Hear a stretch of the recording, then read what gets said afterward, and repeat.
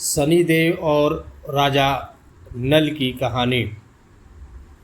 शनिदेव के प्रभाव में आने से राजा नल किस प्रकार राजा से भिखारी बनते हैं और भगवान शनि में उनकी आस्था और पूजा किस प्रकार उन्हें पुनः राजा बनाती है, इस कहानी के माध्यम से हम जानेंगे।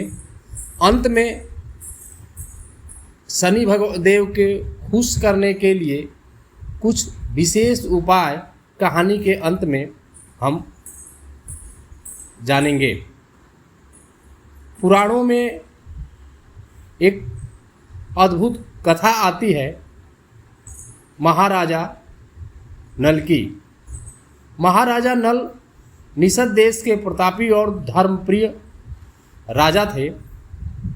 उनकी पत्नी दमयंती अत्यंत सती, साध्वी और रूपवती थी। दोनों का जीवन प्रेम और सुख से भरा हुआ था, लेकिन विधि को कुछ और ही मंजूर था। जब शनिदेव की दृष्टि राजा नल पर पड़ी तो उनकी साढ़ेसाती शुरू हो गई। धीरे धीरे राजमहल में विपत्तियां आने लगी।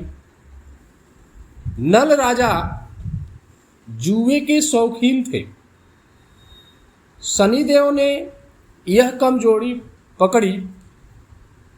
उन्होंने नल को अपने भाई पुष्कर के साथ चौसर खेलने के लिए उकसाया। चौसर में नल हारते ही चले गए। पहले सोना चांदी, फिर रत्न, फिर सेना और अंत में पूरा राज्य हार गए। राजा नल और रानी दमयंती दर दर भटकने लगे। कभी जंगल में, कभी किसी गांव में। जहां जाते अपमान और दुख ही मिलता। दमयंती ने राजा से कहा, नाथ, यह सब शनि की दृष्टि का प्रभाव है।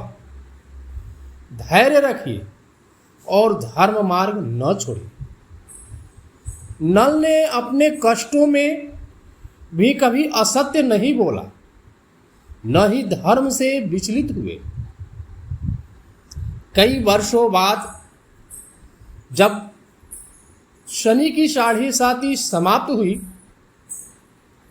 तो शनिदेव स्वयं नल के सामने प्रकट हुए और बोले, राजन, यह सब तेरे पाप का दंड नहीं था, यह तेरी परीक्षा थी। तूने विपत्ति में भी धर्म और धैर्य दोनों नहीं छोड़ा। इसलिए अब मैं तुझे आशीर्वाद देता। तेरा राज्य और तेरा वैभव तुझे पुनः मिलेगा और सचमुच चमत्कार हुआ। राजा नल फिर से अपने राज्य में लौटे। प्रजा ने हर्षोल्लास से उनका स्वागत किया। शनिदेव कठोर हैं परंतु न्यायप्रिय हैं।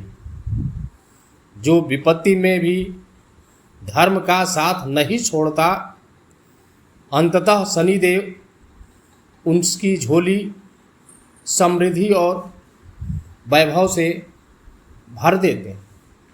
जिनकी साढ़ेसाती शुरू होती है, राजा नल की तरह ही उन्हें धैर्य और धर्म दोनों का साथ हमेशा दृढ़तापूर्वक रखना चाहिए। शनिदेव का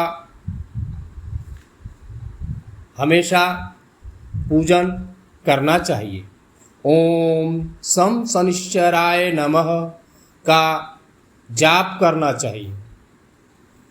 शनिदेव से संबंधित कुछ वस्तुएं जैसे काले तिल, सरसों का तेल, काला कपड़ा, लोहे की वस्तु शनि मंदिर में अर्पित करना चाहिए। पीपल के पेड़ के नीचे दीपक जलाकर जल देना चाहिए। हनुमान जी की भक्ति करनी चाहिए। हनुमान जी की भक्ति से शनिदेव के प्रभाव को कम किया जा सकता है। हनुमान चालीसा का पाठ करना चाहिए और हनुमान मंदिर में जाकर शनिवार और मंगलवार को दीपक जलाना चाहिए।